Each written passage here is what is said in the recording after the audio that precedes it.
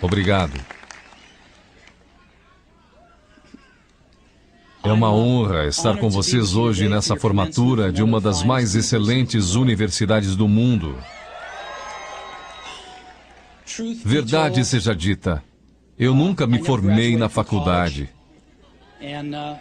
Esta foi a vez na vida em que eu cheguei mais perto de uma formatura de faculdade. Hoje eu gostaria de contar para vocês 3 histórias da minha vida. É isso, não é grande coisa, só 3 histórias. A primeira história é sobre ligar os pontos. Eu deixei a Reed College depois dos primeiros 6 meses, mas então eu fiquei um tempo de 18 meses antes de eu realmente sair. Então, por que eu saí? Começou antes de eu nascer. Minha mãe biológica era uma jovem e solteira estudante de faculdade, e ela decidiu me colocar para adoção. Ela achava muito fortemente que eu deveria ser adotado por pessoas formadas, então tudo estava preparado para que quando eu nascesse, fosse adotado por um advogado e sua esposa. Exceto que quando eu apareci, eles decidiram no último minuto que na verdade eles queriam uma garota. Então meus pais adotivos, que estavam numa lista de espera, receberam uma ligação no meio da noite perguntando: "Nós temos um garoto inesperado, vocês o querem?" Eles disseram: "É claro." Minha mãe biológica mais tarde descobriu que minha mãe adotiva nunca se formou na faculdade e que meu pai adotivo nunca se formou no colégio, ensino médio. Ela se recusou a assinar os papéis finais da adoção. Ela só cedeu alguns meses depois, quando meus pais adotivos prometeram que um dia eu iria para a faculdade. Esse foi o começo na minha vida. E 17 anos depois eu fui para a faculdade. Mas, ingenuamente, eu escolhi uma faculdade quase tão cara quanto Stanford. E todas as economias dos meus pais de classe operária estavam sendo gastas na minha educação superior. Depois de 6 meses, eu não podia enxergar o valor daquilo, eu não tinha ideia do que queria fazer com minha vida e nenhuma ideia de como a faculdade poderia me ajudar a descobrir. E lá estava eu gastando todo o dinheiro que meus pais economizaram durante suas vidas inteiras. Então eu decidi sair e confiar que tudo ia acabar dando certo.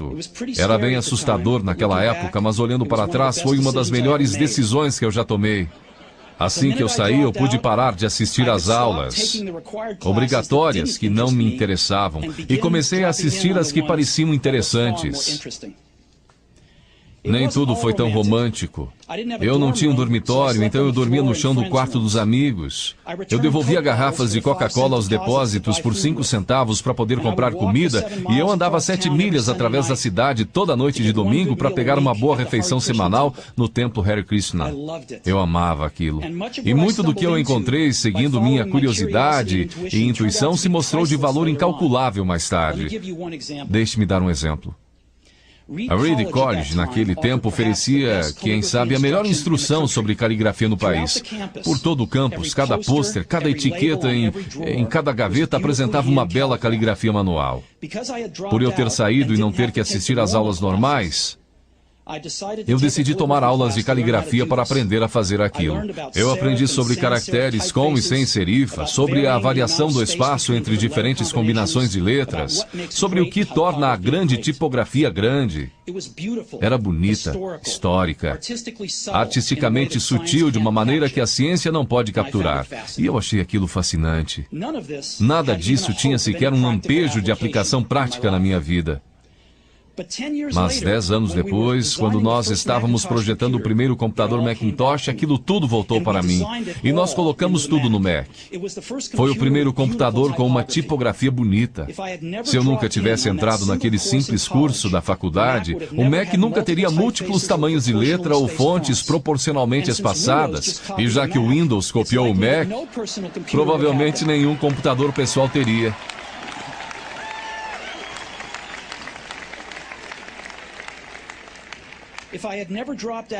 Se eu nunca tivesse deixado a faculdade, eu nunca teria entrado na aula de caligrafia, e os computadores pessoais poderiam não ter a maravilhosa tipografia que eles têm. Claro que era impossível conectar os pontos. para frente quando eu estava na faculdade, mas ficou muito claro olhando para trás 10 anos depois. De novo, você não pode conectar os pontos olhando adiante, você só pode conectá-los olhando para trás. Então você tem que confiar que os pontos de algum jeito vão se conectar em seu futuro. Você tem que confiar em alguma coisa, seu Deus, destino, vida, karma, seja o que for. Porque acreditar que os pontos vão se ligar em um momento vai te dar confiança para seguir seu coração, mesmo que ele te leve para um caminho diferente do previsto. E isso fará toda a diferença.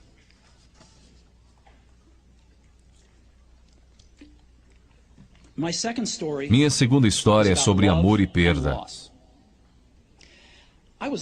Eu fui sortudo. Encontrei o que eu amava fazer cedo na vida.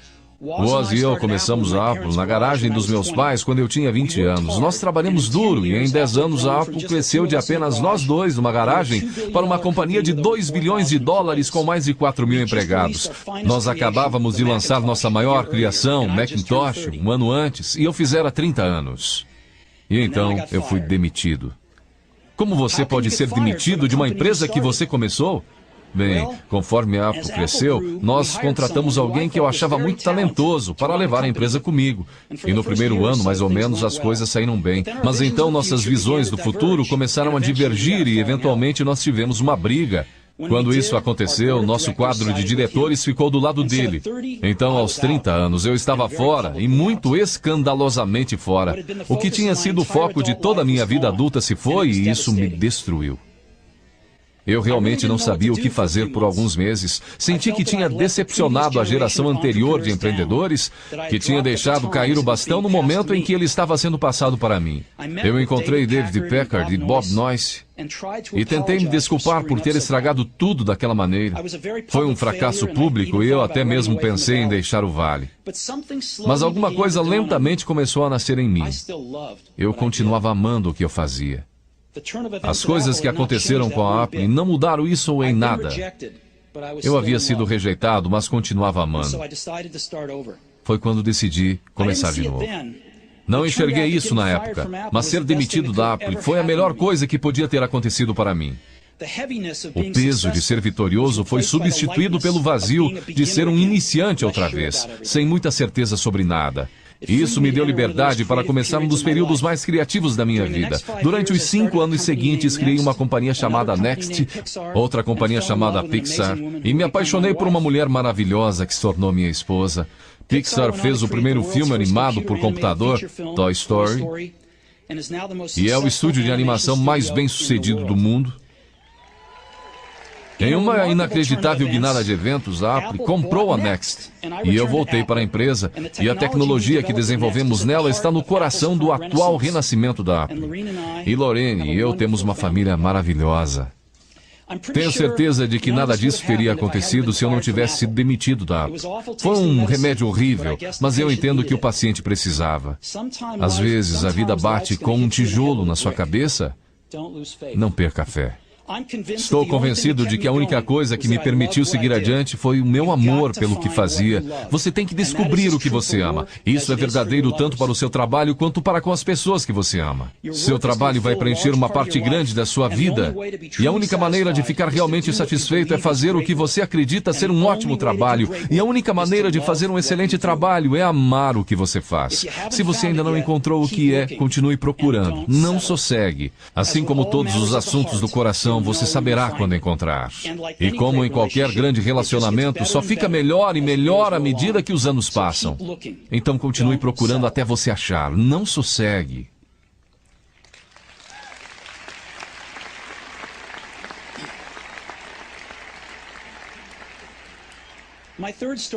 Minha terceira história é sobre a morte. Quando eu tinha 17 anos, eu li uma citação mais ou menos assim: se você viver cada dia como se fosse o último, algum dia provavelmente você vai acertar. Aquilo me impressionou e desde então, nos últimos 33 anos, eu tenho olhado no espelho cada manhã e perguntado a mim mesmo, se hoje fosse o último dia da minha vida, eu ia querer fazer o que eu vou fazer hoje? E sempre que a resposta foi não, por vários dias seguidos, eu soube que eu tinha que mudar alguma coisa. Lembrar que eu logo vou estar morto é a ferramenta mais importante que eu já encontrei para me ajudar a fazer grandes escolhas na vida. Porque quase tudo, toda a expectativa exterior, todo o orgulho, todo o medo de dificuldades ou falhas, estas coisas simplesmente somem em face da morte, deixando apenas o que é realmente importante. Lembrar que você vai morrer é a melhor maneira que eu conheço para evitar a armadilha de achar que você tem algo a perder. Você já está nu, não há razão para não seguir seu coração. Mais ou menos há um ano eu recebi um diagnóstico de câncer. Eu fiz um exame às 7h30 da manhã e ele mostrou claramente um tumor no meu pâncreas. E eu nem sabia o que era um pâncreas. Os médicos me disseram que era quase com certeza um tipo incurável de câncer e que eu não devia esperar viver mais do que de 3 a 6 meses. Meu médico me aconselhou a ir para casa e botar meus negócios em ordem, o que no idioma dos médicos significa prepare-se para morrer. Significa tentar dizer aos seus filhos tudo o que você pensou que teria os próximos 10 anos para lhes dizer em apenas uns poucos meses. Significa ter certeza que tudo está no lugar para que seja tão fácil quanto possível para sua família. Significa dizer adeus. Eu fiquei com aquele diagnóstico o dia inteiro. Depois, naquela noite, eu tive uma biópsia, em que eles enfiaram um endoscópio na minha garganta através do meu estômago e dentro dos meus intestinos, colocaram uma agulha no meu pâncreas e pegaram algumas células do tumor. Eu estava sedado, mas minha esposa, que estava lá, me disse que quando eles viram as células no microscópio, os médicos começaram a chorar, porque descobriram que era uma forma muito rara de câncer pancreático que seria curável através de cirurgia. Eu fiz a cirurgia e hoje eu estou bem.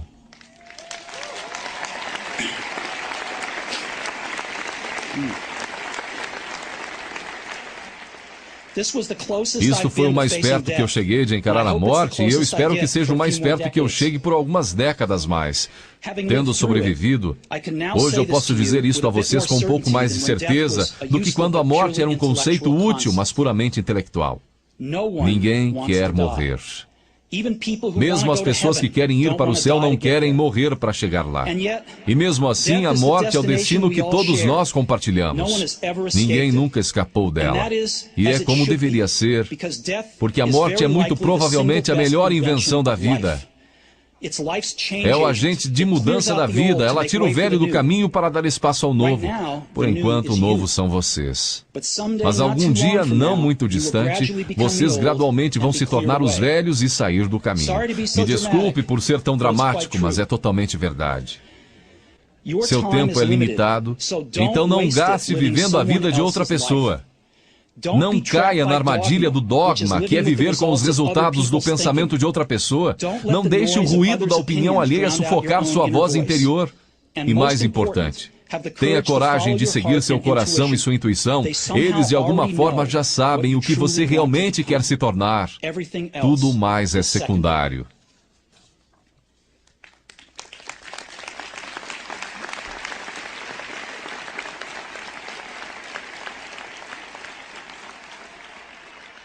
Quando eu era jovem, havia uma maravilhosa publicação chamada O Catálogo de Toda a Terra, que era uma das Bíblias da minha geração.